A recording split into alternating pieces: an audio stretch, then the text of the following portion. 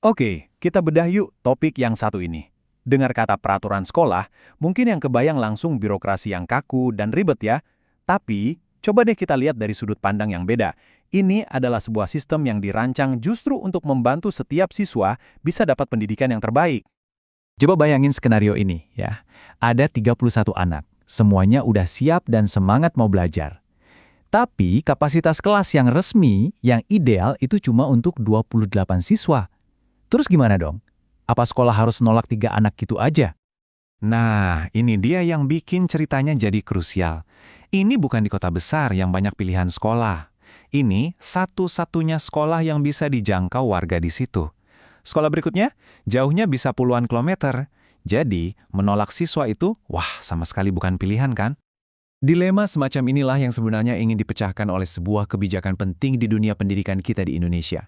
Ini tuh soal gimana caranya menyeimbangkan antara standar kualitas yang ideal dengan hak setiap anak untuk bisa sekolah. Dan ini tuh bukan cuma cerita karangan ya, ini tantangan real di banyak daerah. Karena pendidikan itu hak, sekolah nggak bisa seenaknya bilang maaf penuh. Nah, disinilah peraturan resmi itu berperan untuk ngasih panduan yang jelas waktu kondisi di lapangan nggak sesuai sama yang di atas kertas. Oke, kita mulai dari dasarnya dulu ya.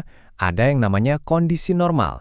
Ini tuh aturan main standarnya, yang jadi patokan buat semua sekolah dalam menjalankan kegiatan belajar mengajar. Sebelum lanjut, ada satu istilah kunci yang harus kita pahami bareng. Rombel. Ini singkatan dari rombongan belajar. Gampangnya, anggap aja ini istilah resmi dari pemerintah untuk nyebut satu kelas. Jadi, kalau kita ngomongin rombel, artinya kita ngomongin satu kelompok siswa dalam satu ruang kelas ya. Nah, coba kita lihat angka-angka resminya. Untuk SD, itu maksimal 28 siswa per rombel. Naik jadi 32 untuk SMP, dan 36 untuk jenjang SMA, SMK.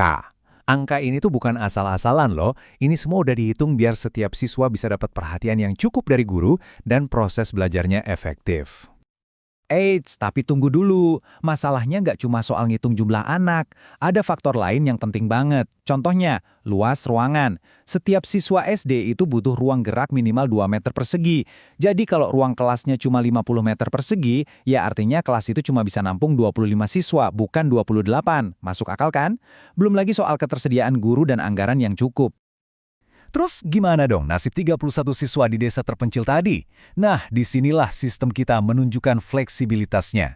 Ada sebuah pintu darurat yang memang dirancang khusus untuk situasi-situasi seperti ini. Namanya kondisi pengecualian.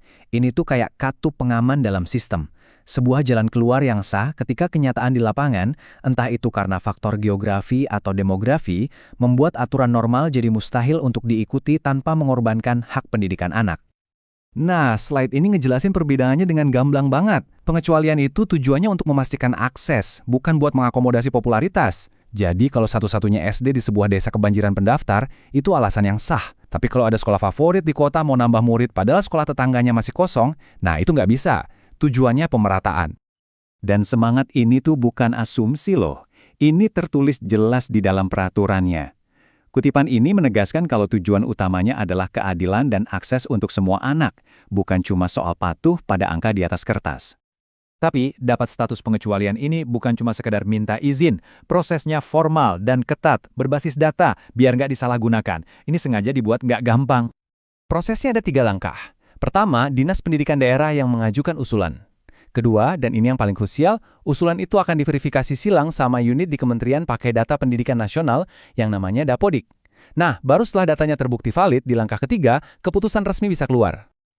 Jadi, kuncinya apa? Data. Dapodik ini ibarat wasitnya yang jadi sumber kebenaran objektif. Apa benar itu satu-satunya sekolah di sana? Apa benar jumlah gurunya terbatas? Semuanya harus bisa dibuktikan lewat data, bukan sekedar klaim. Dan yang penting banget buat diingat, pengecualian ini tuh nggak berlaku selamanya. Status ini sifatnya sementara. Sekolah dikasih waktu maksimal 2 tahun untuk cari solusi, supaya bisa kembali memenuhi standar yang normal.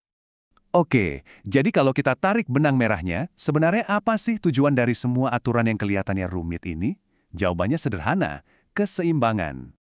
Kebijakan ini pada dasarnya adalah sebuah solusi yang pragmatis. Di satu sisi, ada standar ideal untuk pendidikan yang berkualitas, tapi di sisi lain ada realitas di lapangan yang menuntut setiap anak harus bisa sekolah, apapun kondisinya.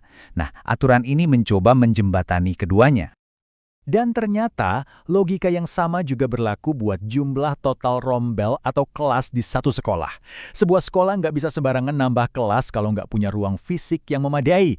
Intinya, penambahan itu harus didukung sarana dan prasarana yang nyata, bukan memaksakan keadaan. Pada akhirnya, semua kembali ke prinsip ini. Kutipan lain dari peraturan ini menekankan soal tanggung jawab. Fleksibilitas itu diberikan, tapi harus bisa dipertanggungjawabkan. Dan yang paling penting, nggak disalahgunakan. Jadi, setelah kita bongkar semua ini, ada satu pertanyaan besar buat kita renungan bareng-bareng. Ini bukan cuma masalah pemerintah atau sekolah loh, tapi juga kita semua sebagai masyarakat.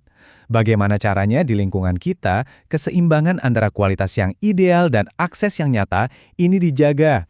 Ini tantangan kita bersama.